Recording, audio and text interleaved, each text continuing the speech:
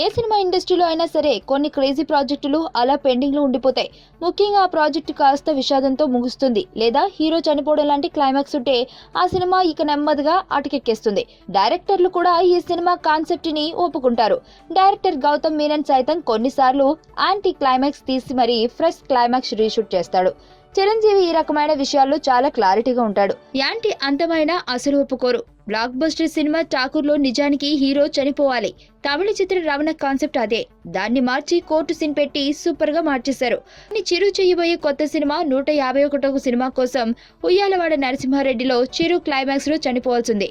ఇది చారిత్రక కథాంశం కావడంతో ఇష్టం వచ్చినట్లు మార్చుకునే అవకాశం ఉండదు. చివర్లో ఆ స్వాతంత్ర సమర యోధుడిని బ్రిటిషర్లు ఊరి తీస్తున్నట్లుగా చూపించాల్సి వస్తుంది. మరి ఆన్ స్క్రీన్ మీద చనిపోయే సీన్లకి చాలా దూరంగా ఉండే చిరంజీవి ఇలాంటి సీన్ తీస్తారా, లేక ఉయ్యాలవాడ నరసింహారెడ్డిని బ్రిటిషులు ఉరి తీశారు అని వాయిస్ చెప్పేస్తారా అనేది చూడాలి. స్నేహం కోసంలో సీనియర్ చిరు చనిపోతాడు. ఆ సినిమా అందుకే ఫెయిల్ అయింది అనేవారు లేకపోలేదు. మరి ఉయ్యాలవాడలో చిరు ఏం చేస్తారో చూడాలి.